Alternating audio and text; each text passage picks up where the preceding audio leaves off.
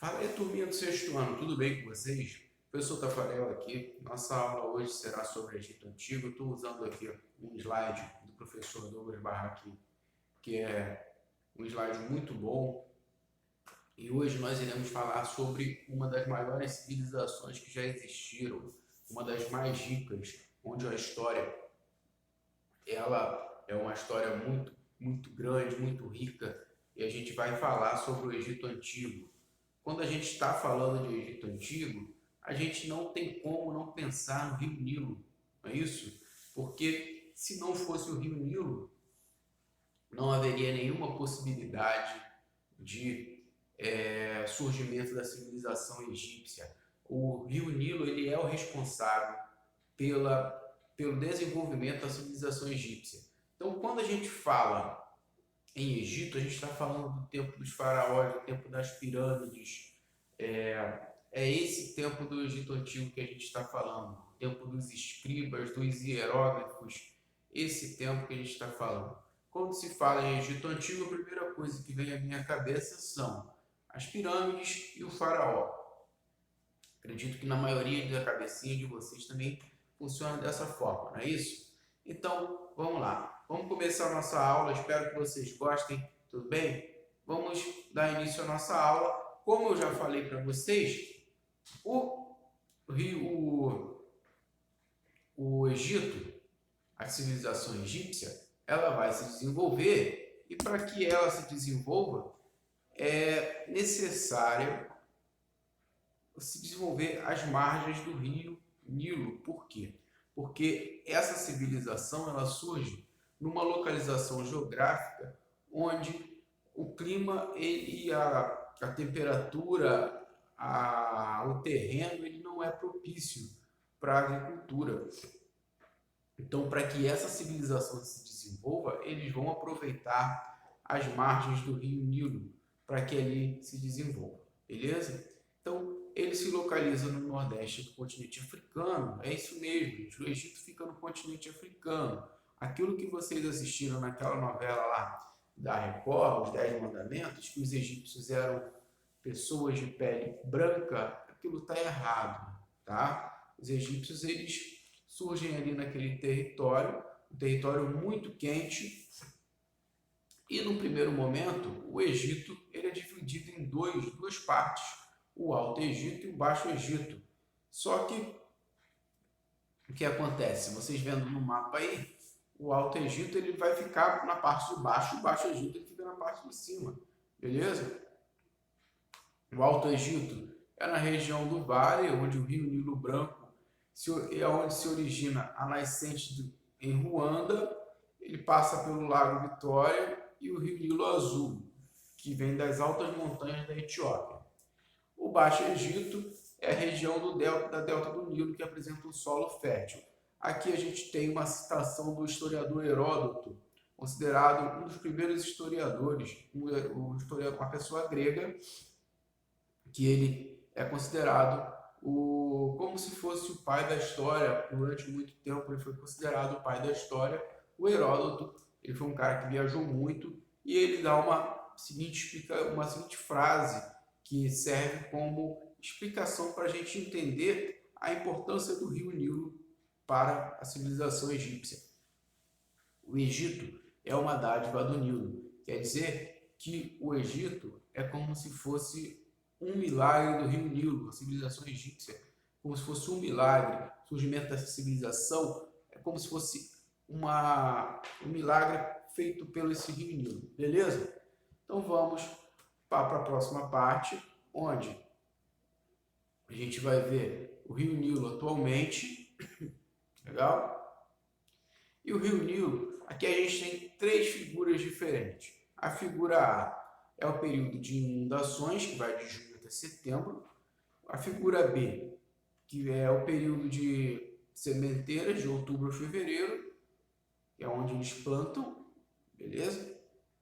E a figura C é de março a julho, que é o período da colheita. Então, eles vão aproveitar, após a inundação, que acontece de junho até setembro, eles, quando essa água baixar, eles vão fazer o quê? Vão fazer o plantio das plantas para colher, para aproveitar a margem fértil. E quando essas plantas nascerem, eles têm que fazer a colheita rápida, porque se passar, o que vai acontecer? Vai inundar e vai perder a plantação também. Então, aqui está definido para vocês os períodos de cheias do Nilo, o rio Nilo, quais são as cheias desse rio, tá bom? E aqui, os egípcios, eles eram tão geniais, mas tão geniais, vocês nunca imaginaram como que eles fizeram para construir aquelas pirâmides gigantescas, sem ter nenhum motor? Alguns tempos atrás falaram que eram coisas de alienígena, né? Mas a história ela explicou como isso foi feito. Mais à frente eu explico, quando a gente for falar das pirâmides, eu explico a vocês como foram feitas as pirâmides, para chegar aqueles blocos com mais de 1 tonelada até o topo da pirâmide, tá bom? Os egípcios eles vão desenvolver um sistema de irrigação que por canais, por diques e barragens, que vai propiciar um melhor aproveitamento das águas do rio Nilo. O que seria esse sistema de irrigação? É um sistema onde eles vão aproveitar essa água para prática da agricultura, para molhar o solo, tá? Os egípcios também eles serão ótimos comerciantes, eles não vão ficar presos só à agricultura, não. A principal atividade sim será a agricultura, porém eles serão ótimos comerciantes também, legal? Aqui a gente tem uma imagem de mais ou menos como funcionava o sistema de irrigação. A gente já vê aqui utilizando o animal para amaciar o solo, para fazer o uso do solo. A gente vê o reaproveitamento de água, tudo isso nessa imagem. Esse sistema de irrigação por meio de canais, diques e barragens vai propiciar um melhor aproveitamento da água do rio Nilo. Tá bom? Utilização de arados puxados por animais para remoer a terra. Conforme ele vai mexendo essa terra se torna, vai cavando, vai se pegando uma terra mais fértil, não vai ficando preso só aquela terra de cima. Aqui tem a criação de carneiros e cabras também, que vai ajudar a pisotear o terreno e vai ajudar na fertilização das sementes com esse pisoteio, enterrando as sementes cada vez mais. E a própria excremento desses animais, os estercos, servirão de fertilizantes para o solo, tá? O cocô desses animais, eles servem como esterco, serve como fertilizante para o solo, serve como adubo, beleza? E eles utilizavam também o chaduf, uma espécie de poço para retirar água. Eles metiam lá tipo uma gangorra, ia lá no rio, puxava e eles puxavam do outro lado com o peso. Então, dá para a gente perceber a genialidade de como era a civilização egípcia, a complexidade que ela se formou. Ela não era uma civilização que vivia apenas do faraó, não era só isso. Se a gente for parar para olhar, a gente vai analisar que a complexidade que essa civilização ela montou várias inovações tecnológicas para a época. Aqui tem um sistema de irrigação atualmente, tá? E a gente vai começar a falar da parte mais legal, que é o surgimento do Império Egípcio. Como que ele vai surgir? Ele surge no final do período neolítico, lá na pré-história, onde o homem já é sedentário, o homem já sabe praticar agricultura, já domestica o animal, começa a viver em comunidades. Desculpe. Essas comunidades são agropastoris. O que isso quer dizer? Que eles são pastores e praticam agricultura, porém elas são independentes, e essas comunidades são chamadas de nômades. E as pessoas que chefiavam essas comunidades são chamadas de nomarcas. E aí a gente tem o surgimento das primeiras comunidades no final do período paleolítico, naquela região. Até 3.500 anos antes de Cristo, os nomos se organizaram e formaram o Baixo Egito e o Alto Egito, dois impérios diferentes. O primeiro cara a unificar esses dois impérios, a conseguir conquistar os dois reinos, foi o Menes, o governante do Alto Egito, que ele vai se tornar o primeiro faraó do Egito Antigo.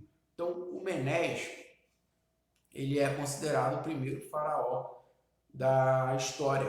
Por quê? Porque ele consegue conquistar o Alto e Baixo Egito, unificando esses dois reinos e se tornando faraó. Ele vai utilizar as duas coroas, a coroa do Baixo Egito e do Alto Egito. E ele vai se dar esse título de faraó, a Casa Grande. Então, esse período vai se desenvolver a agricultura, que vai contribuir cada vez mais para o crescimento populacional. Com o maior número de pessoas, os nomos eles passaram a disputar mais territórios entre si. Essas disputas, ao longo do tempo, provocaram a submissão de uns nomos em relação a outros. Então, e a história do Egito ela é dividida em três partes. Antigo Império, o Egito Antigo, tá? O Egito atual, o Egito existe até hoje, porém ele é muito diferente do que a gente conhece, a gente está estudando agora. O Egito que a gente tem na atualidade é um Egito com maioria da população árabe, maioria da população seguindo a religião muçulmana. Essa aqui a gente está vivendo um período onde os egípcios eles eram politeístas, eles acreditavam em vários deuses, como Ra, Osíris, Ísis, Seth, Anubis, ou seja, uma variedade de deuses. Essa aula de Egito, eu não vou dar uma aula só, eu vou dividir essa aula em duas partes. Primeiro eu vou falar desses aspectos que a gente vai tratar agora, que é os aspectos de política, de como funcionava a sociedade, de história egípcia, e a outra aula a gente fala só dos deuses, a gente vai lá para a cereja do bolo, falando dos deuses, da mumificação, da função das pirâmides, tá? E aqui a gente tem o Antigo Império, o Médio Império e o Novo Império, cada um com a sua característica. No Antigo Império a gente tem o surgimento das pirâmides, lá a gente vai olhar as pirâmides. No Médio Império é um período onde os povos egípcios eles serão invadidos e dominados por outros povos chamados de Hicsos, e no Novo Império esses Hicsos eles são expulsos pelos egípcios, os hebreus serão presos em cativeiros pelos egípcios, acusados de ajudarem os Hicsos, e aí a gente tem o Novo Império, legal?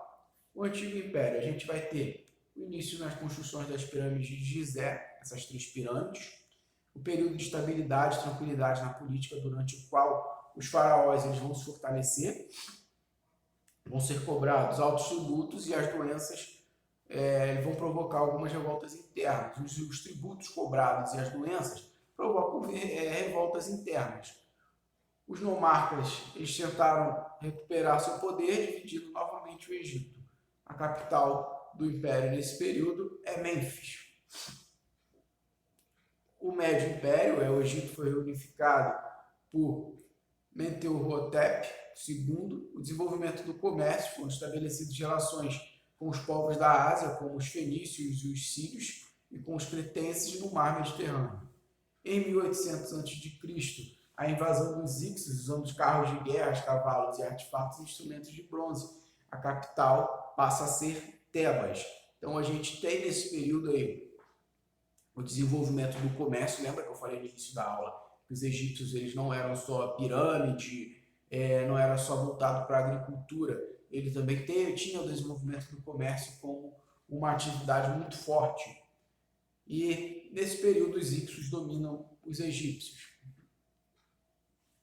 E o Novo Império vai ser marcada pela expulsão dos Hicsos pelo faraó Amoses I. E será marcada pelas campanhas militares que vão expandir o Império Egípcio, vão conquistar a Fenícia, a Palestina, a Síria e o Sudão. a construção de templos como os templos de Karnak e o templo de Luxor. A invasão assíria em 662 a.C.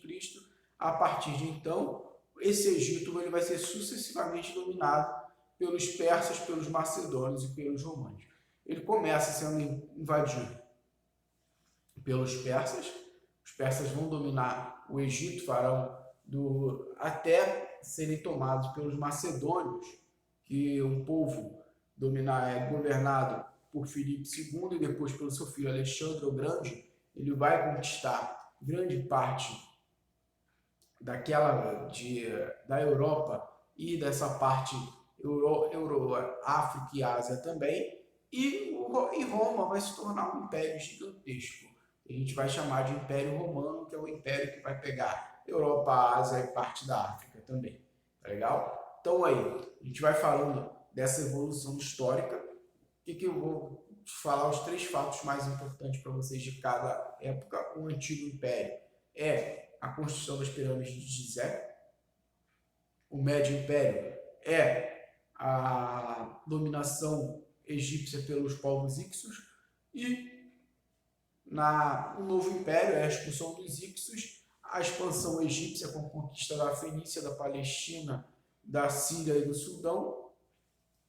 E é marcado o fim do Império Egípcio pela dominação dos persas. Depois, os persas serão os macedônios e depois os romanos.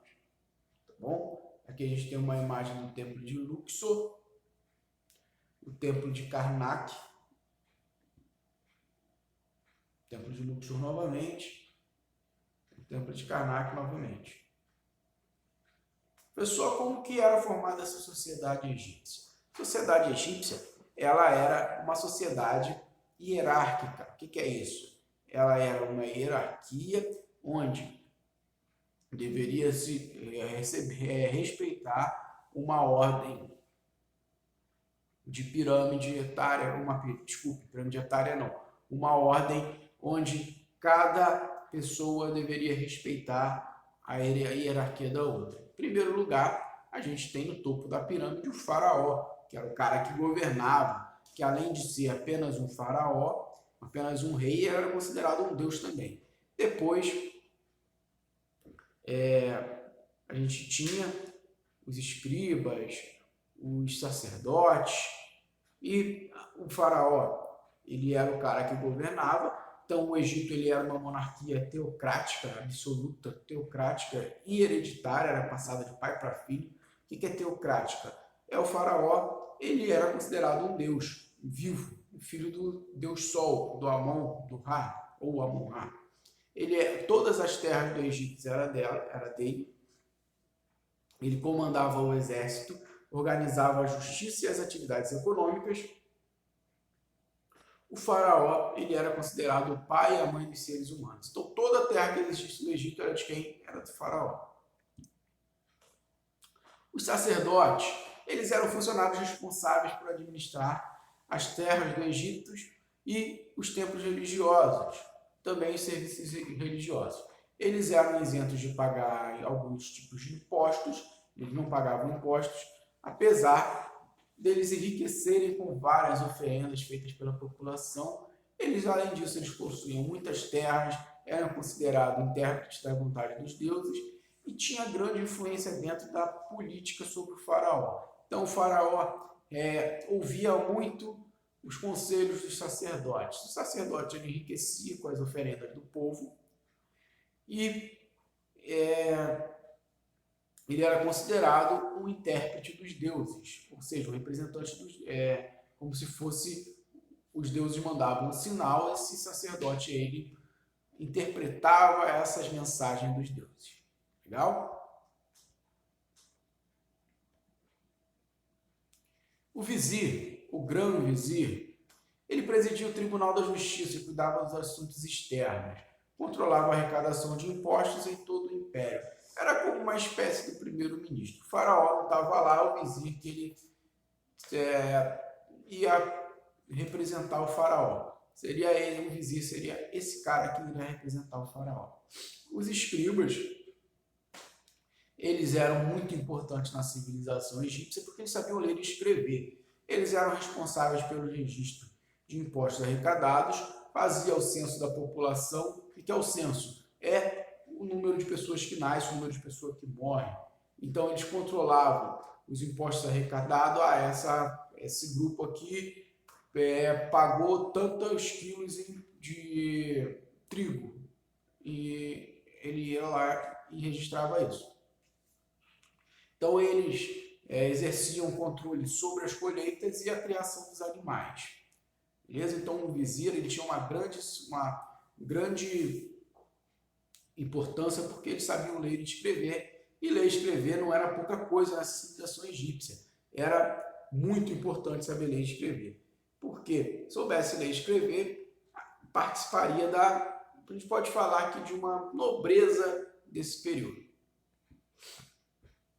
Os soldados, eles eram muito importantes porque eles nunca iriam, mas ele, apesar de nunca atingir os postos de comando, porque esses postos de comando eram destinados à nobreza, geralmente pessoas de confiança do faraó, eles também não faziam parte da camada mais pobre. Eles viviam dos produtos recebidos como pagamento e dos saques que podiam realizar durante as guerras de conquista. O que seriam guerras de conquista? Seriam as guerras para anexar territórios. E esses soldados, eles serão importantes porque eles vão proteger o território e também vão conquistar territórios para o faraó. Os artesãos, eles trabalhavam como pedreiros, carpinteiros, desenhistas, escultores, pintores, tecelões e ourives. O ourives é quem trabalha com o ouro, tá? E além de muito mais coisas. Muitas de suas atividades eram realizadas nas grandes obras públicas, como templos, túmulos, palácios e pirâmides. Os camponeses, ou os felares, esses eram os que constituíam a maior parte da população. Eles trabalhavam um sistema de servidão coletiva, onde eles deviam entregar uma parte da colheita aos donos das terras, outra parte ao faraó com pagamento de imposto, e apenas o restante ficava com eles para sobreviver. Então, eles trabalhavam nas propriedades do faraó e dos sacerdotes e tinham o direito de conservar para si apenas uma pequena parte dos produtos colhidos, trabalhar na construção de obras públicas. Ou seja, ele produzia lá 100 quilos de trigo, ele vai dar 40 para o sacerdote e 40 para o faraó, ele vai ficar com 20. Beleza? Então, o camponês ele era a base desse sistema para fazer funcionar. Ele trabalhava para sustentar a nobreza e o faraó, os sacerdotes, tudo isso. E os escravos, geralmente eles eram estrangeiros ou prisioneiros de guerra. Trabalhavam principalmente nas minas e pedreiras do estado, nas terras reais e nos templos. Eles trabalhavam geralmente carregando, tirando pedra e carregando para construir pirâmides, construir obras desse tipo. Legal? Aqui já passa para a parte que será da outra aula, que é a religião egípcia. Então, a gente vai encerrar nossa aula aqui terminando com a sociedade egípcia. Então, a sociedade egípcia ela é formada por faraó, sacerdote, vizir, escriba, soldados, artesãos, camponeses e escravos. Dentro disso, a gente vê que cada um tem a sua função, porém, vimos aqui que os camponeses eram a maioria da população e sustentavam essa civilização. Tá legal? Forte abraço, até a próxima aula. Espero que vocês tenham gostado dessa aula. Tchau, tchau.